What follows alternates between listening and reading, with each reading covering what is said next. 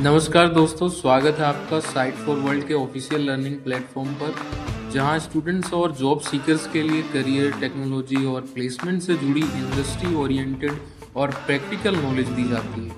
अगर आप अपनी स्किल्स को नेक्स्ट लेवल तक ले जाना चाहते हैं तो आप बिल्कुल सही जगह पर आए हो। चलिए शुरू करते हैं आज का इम्पोर्टेंट सेशन। नमस्ते स्टूडेंट्स, आप रेडी हो? फोकस मोड ऑन है ना? जब भी हम किसी वेबसाइट पर क्लिक करते हैं या लॉगिन करते हैं तो पर्दे के पीछे एक्चुअली में होता क्या है? ये एक तरह का मैजिक है जो हमारी पूरी डिजिटल दुनिया को चलाता है। आज हम इसी मैजिक को, इसके पीछे की टेक्नोलॉजी को समझेंगे। चलिए शुरू करते हैं। आपने कभी सोचा है कि एक वेबसाइट एक ही टाइम पर दो जगह कैसे हो सकती है? एक हिस्सा तो हमें अपने स्क्रीन पर दिखता है, हमारे ब्राउजर में, लेकिन इसका दूसरा हिडन पार्ट मीलों दूर किसी पावरफुल कंप्यूटर पर चल रहा होता है। आज हम इसी छिपे हुए हिस्से की कहानी जानेंगे। इंटरेस्टिंग है। तो वेब की ये दो दुनियाएं हैं, एक है क्लाइंट साइड यानी हमारा वेब ब्राउजर, और दूसरा है सर्वर साइड। इसको समझने के लिए सोचिए कि हम एक रेस्टोरेंट में हैं। क्लाइंट हमारी टेबल है और सर्वर वो किचन है जहां सारा असली काम होता है। यहां तक क्लियर है? अब देखो, ये दोनों दुनियाएं बिल्कुल अलग अलग काम करती हैं। क्लाइंट साइड स्क्रिप्टिंग, जैसे कि जावास्क्रिप्ट, हमारे ब्राउजर में चलती है। इसका मेन काम है वेबसाइट को सुंदर और इंटरैक्टिव बनाना। दूसरी तरफ सर्वर साइड स्क्रिप्टिंग, जैसे पाइथन या पीएचपी, वेब सर्वर पर चलती है। इसका काम डेटा को प्रोसेस करना और कंटेंट रेडी करना है। तो सिंपल शब्दों में, क्लाइंट दिखाता है जबकि सर्वर सोचता है और बनाता है। समझ आया? चलिए अपने रेस्टोरेंट वाले एग्जाम्पल पर वापस चलते हैं। वेब पर हमारा हर एक क्लिक बिल्कुल रेस्टोरेंट में वेटर को ऑर्डर देने जैसा ही है। अब स्किप तो नहीं कर रहे ना? रेडी हो नेक्स्ट स्टेप के लिए? जब हम किसी लिंक पर क्लिक करते हैं तो हमारा ब्राउजर सर्वर को एक मैसेज भेजता है। इस मैसेज को कहते हैं HTTP रिक्वेस्ट। ये बिल्कुल वैसा है जैसे वेटर हमारा ऑर्डर लेकर किचन तक जाता है। इस रिक्वेस्ट में वो सारी इन्फॉर्मेशन होती है जो सर्वर को अपना काम करने के लिए चाहिए। तो ये होता कैसे है? बहुत सिंपल है। स्टेप 1, हमने एक लिंक या बटन पर क्लिक किया। स्टेप 2, हमारे ब्राउजर ने इस रिक्वेस्ट को एक छोटा सा पैकेज बनाया। और स्टेप 3, ये पैकेज इंटरनेट के जरिए सही सर्वर तक पहुंच जाता है। बेसिकली हमारा हर क्लिक एक फॉर्मल मैसेज है जो सर्वर को भेजा जाता है। इस स्टेप का पर्पस समझ आया? ठीक है, तो हमारा ऑर्डर यानी रिक्वेस्ट किचन तक पहुंच गया है। अब किचन में असली मैजिक कौन करता है? Head chef. और प्रोग्रामिंग की दुनिया में इस हेड शेफ को हम कहते हैं बिजनेस लॉजिक।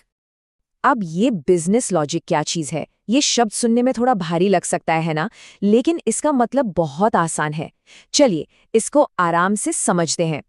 बिजनेस लॉजिक किसी भी प्रोग्राम का वो हिस्सा है जो रियल वर्ल्ड के रूल्स को कोड में बदलता है। ये रूल्स डिसाइड करते हैं कि डेटा कैसे क्रिएट होगा, स्टोर होगा और चेंज होगा। बेसिकली ये किसी भी एप्लीकेशन के गेम के रूल्स हैं। ध्यान से सुनना, ये इम्पॉर्टेंट है। चलो इसको और आसान बनाते हैं। एक टैक्स कैलकुलेटर में बिजनेस लॉजिक ही डिसाइड करता है कि टैक्स में छूट मिलेगी या नहीं। एक कॉलेज के सॉफ्टवेयर में बिजनेस लॉजिक ही ये डिसाइड करता है कि किसी स्टूडेंट को ग्रेजुएट होने के लिए क्या-क्या शर्तें पूरी करनी होंगी। यहाँ तक कि एक चेस के गेम में कौन सी चाल लीगल है और कौन सी नहीं, ये भी बिजनेस लॉजिक ही है। अभी क्या सीखा? खुद से बोल के देख। ये स्लाइड बिजनेस लॉजिक और टेक्निकल लॉजिक के बीच का डिफरेंस बहुत अच्छे से समझाती है। बिजनेस लॉजिक है क्या करना है, जैसे डिस्काउंट कैलकुलेट करो, और टेक्निकल लॉजिक है कैसे करना है, जैसे डेटाबेस से प्राइस पूछो। एक रूल है और दूसरा उसे लागू करने का तरीका। अगर इंटरव्यू में पूछा गया तो बता पाओगे? अब हमारे हेड शेफ यानी बिजनेस लॉजिक को अपना काम करने के लिए इंग्रेडिएंट्स तो चाहिए, है ना? ये इंग्रेडिएंट्स सर्वर की पैंट्री से आते हैं, जिसे हम डेटाबेस कहते हैं। ये देखो, ये पूरे एप्लीकेशन का आर्किटेक्चर दिखाता है। प्रेजेंटेशन वो है जो यूजर को दिखता है। लॉजिक वो दिमाग है जो रूल्स अप्लाई करता है। और डेटा एक्सेस डेटाबेस से बात करता है। हमारा बिजनेस लॉजिक डेटाबेस से ज़रूरी इन्फॉर्मेशन लेता है ताकि वो रिक्वेस्ट को पूरा कर सके। तो डेटाबेस क्या है? ये डेटा का एक ऑर्गेनाइज्ड कलेक्शन है जिसे मैनेज करने के लिए अक्सर SQL नाम की लैंग्वेज का यूज होता है।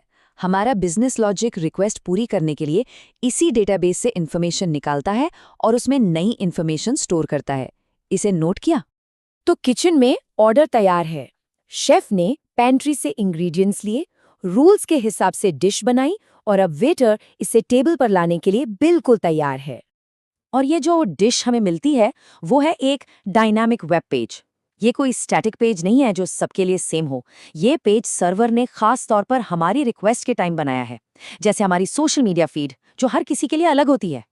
सर्वर जो जवाब भेजता है उसे HTTP रिस्पॉन्स कहते हैं।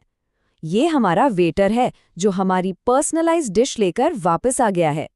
और इसी के साथ हमारा रिक्वेस्ट रिस्पॉन्स साइकिल पूरा हो जाता है। एक ऑर्डर दिया गया यानी रिक्वेस्ट और डिश मिल गई यानी रिस्पॉन्स। सिंपल। तो हमने ये सब क्यों समझा? ये सर्वर साइड, जिसे बैकएंड भी कहा जाता है, आखिर इतना इम्पोर्टेंट क्यों है? चलिए देखते हैं। स्क्रीन पे ध्यान है ना? सर्वर साइड ही मॉडर्न वेब को पावर देता है। ये पर्सनलाइजेशन को पॉसिबल बनाता है, जैसे हमारी कस्टम सोशल मीडिया फीड्स। ये हमारे सेंसिटिव डेटा को सिक्योर रखता है, जैसे ऑनलाइन बैंकिंग में। और ये शॉपिंग कार्ट जैसी कॉम्प्लेक्स चीजों को मैनेज करता है। इसके बिना वेब बस एक साधारण सा इंफॉर्मेशन बोर्ड होता। तो आज हमने सर्वर साइड के कुछ सीक्रेट समझे। अब एक आखिरी सवाल। जैसे जैसे AI ज्यादा से ज्यादा कोड लिखने में केपेबल हो रहा है, क्या फ्यूचर में ह्यूमन डेवलपर्स का फोकस सिर्फ बिजनेस लॉजिक डिजाइन करने पर ही रह जाएगा? मतलब क्या हमारा काम सिर्फ खेल के नियम बनाना होगा? इस पर सोचिएगा जरूर। हमारे चैनल को सब्सक्राइब कीजिए और वीडियो को अपने दोस्तों के साथ शेयर जरूर कीजिए। कमेंट सेक्शन में अपना डाउट या नेक्स्ट टॉपिक लिखना मत भूलिएगा।